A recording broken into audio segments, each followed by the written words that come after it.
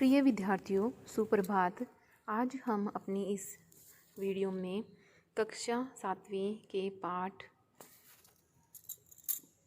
रहीम के दोहे के विषय में पढ़ेंगे। तो बेटा, रहीम जी ने जीवन की वास्तविकता से बहुत परिचित व्यक्ति थे। तो जीवन में जितने भी अनुभवों से उन्होंने सीखा है उसके बारे में उन्होंने दोहे के माध्यम से हमें बताया है। तो सबसे पहला जो दोहा है बेटा वो है, कही रहीम संपत्ति सगे बनत बहुत बहुरीत, विपत्ति कसोटी जे कसे तेई साचे मीत।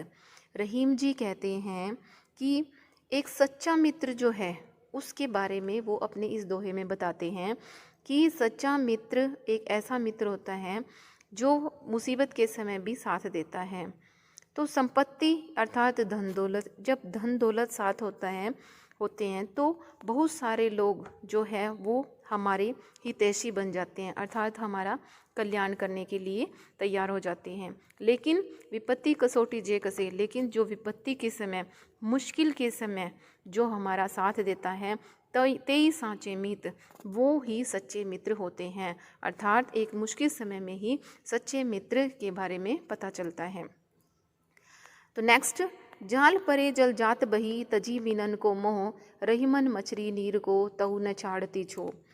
तो रहीम जी कहते हैं इस दोहे में कि देखो, जाल परे जल जात बही, कहते हैं जब जाल डाला जाता है मछली को पकड़ने के लिए तालाब में, तो जाल में मछली जैसे ही फंस जाती है तो पानी जो है क्या करता है, तजी मीनन को मोह, वो जो है मीनन अर्थात मछली उसके मोह को, उसके साथ उसके लगाव को त्याग देता है, छोड़ देता है।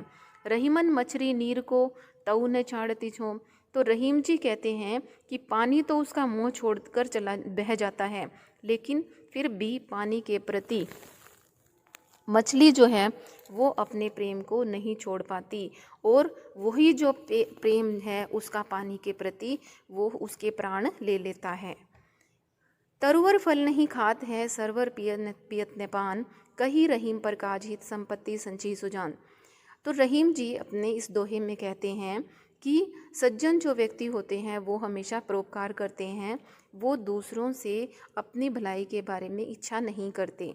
तो कहते हैं जैसे वृक्ष अपने फल स्वयं नहीं खाता, एक फलदार वृक्ष देखिए वो हमेशा दूसरों को छाया देता है, और उस पर जितने भी फल लगे होते हैं क्या वो स्वयं खाता है? वो नहीं खाता। वो क्या करता है? सिर्फ परोपकार करता है। सरोवर अर्थात तालाब, पियत ने पान, तालाब जो है अपना पानी स्वयं नहीं पीते।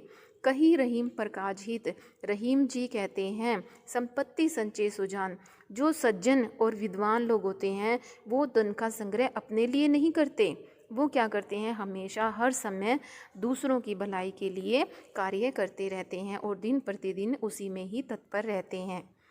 तो जो दोहा है बेटा, चौथे जो दोहा है उसमें बताया गया है कि थोथे बादर कवार के जो रहीम गहरात, धनी पुरुष निर्धन भये करे पाछली बात। तो थोथे बादल कवार का एक ऐसा मौसम होता है बेटा जिसमें जो है क्या होता है, बादल जो है वो गरजते रहते हैं और वो बरसते नहीं हैं।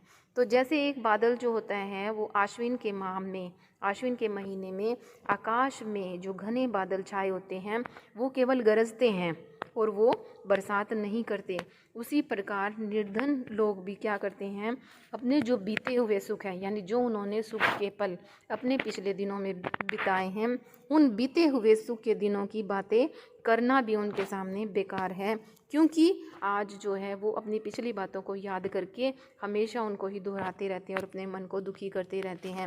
लेकिन आज के समय में, आज परिवर्तनशील जो समाज है उसमें उसका कोई भी अर्थ नहीं है, तो आज उनका कोई लाभ नहीं है, आज उनकी कोई उपयोगिता नहीं है।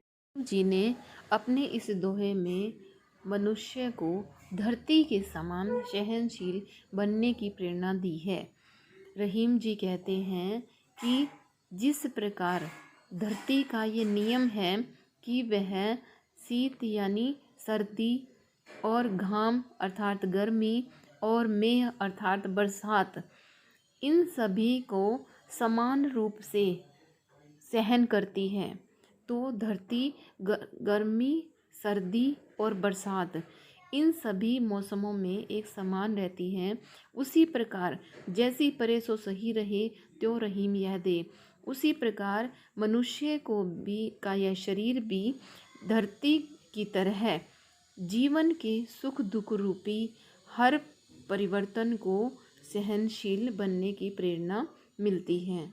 वो कहते हैं, रहीम जी कहते हैं कि मनुष्य को भी इसी प्रकार अपने शरीर को धरती की भांति जीवन के हर सुख दुख को सहन करने की शक्ति, अर्थात उसे अपने शरीर को सहनशील बनाना चाहिए। किसकी भांति?